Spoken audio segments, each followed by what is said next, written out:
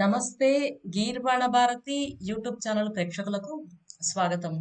ఈరోజు మనం Google form లో పారాగ్రాఫ్ అనే ఆప్షన్ ని ఎలా యూజ్ చేసుకోవాలి అని తెలుసుకుందాం. దానికోసం క్రోమ్ బ్రౌజర్ లోకి వెళ్దాం.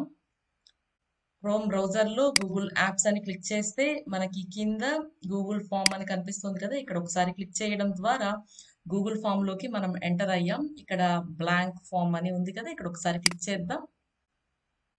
క్లిక్ చేస్తే మనకి చాలా ఆప్షన్స్ కనిపించాయి. ఇక్కడ మన క్వశ్చన్ టైప్ ఈసారి పారాగ్రాఫ్ అని ఇద్దాం. ఇది వరకు మనము షార్ట్ ఆన్సర్ అని చూసాం కదా. షార్ట్ ఆన్సర్ లో మాక్సిమం లిమిట్ వర్డ్ లిమిట్ 225 మాత్రమే ఉంటుంది. సో దాని తర్వాత ఎటువంటి ఒక్క సింగిల్ వర్డ్ ని కూడా గూగుల్ ఫామ్ తీసుకోదన్నమాట. అదే పారాగ్రాఫ్ లో అయితే మనకి అన్లిమిటెడ్ వర్డ్స్ ని తీసుకుంటుంది. సో మనము గూగుల్ ఫామ్ డిజైన్ చేసేటప్పుడు మనకి ఎటువంటి క్వశ్చన్ టైప్ అయితే బెటర్ ఉంటుందో ఆలోచించి ఈ ఆప్షన్ ఎంచుకోవాల్సి ఉంటుంది.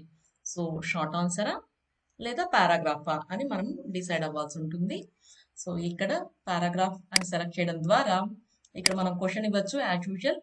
సో ఆ క్వశ్చన్ ని బోల్డ్, ఇటాలిక్, అండర్లైన్ చేయొచ్చు. అలాగే ఏదో ఒక లింక్ కూడా యాడ్ చేయొచ్చు, లేదా ఈ ఫార్మాట్ అంతటిని కూడా తీసేయచ్చు. ఫర్ ఎగ్జాంపుల్ నేను ఇక్కడ ఏదో క్వశ్చన్ ఇచ్చాను, ఆ క్వశ్చన్ కి అండర్లైన్ ఇచ్చాను. సో రిమూవ్ ఫార్మాట్ అంటే ఆ ఫార్మాట్ వెళ్ళిపోతుంది. ఈ విధంగా అన్నమాట. సో లాంగ్ ఆన్సర్ టెక్స్ట్ ఇక్కడ మనకి ఉంటుంది. సో ఇది ఎలా కనిపిస్తుందో ఒకసారి చెక్ చేద్దామా. ఒకసారి ప్రివ్యూ మీద క్లిక్ చేస్తే మనకి ఈ విధంగా కనిపిస్తుంది లాంగ్ ఆన్సర్. మనము ఎంత పెద్ద ఆన్సర్ అయినా అన్లిమిటెడ్ ఉంటుంది. సో ఎంత లాంగ్ ఆన్సర్ ఇచ్చినా కానీ తీసుకుంటుంది అనమాట.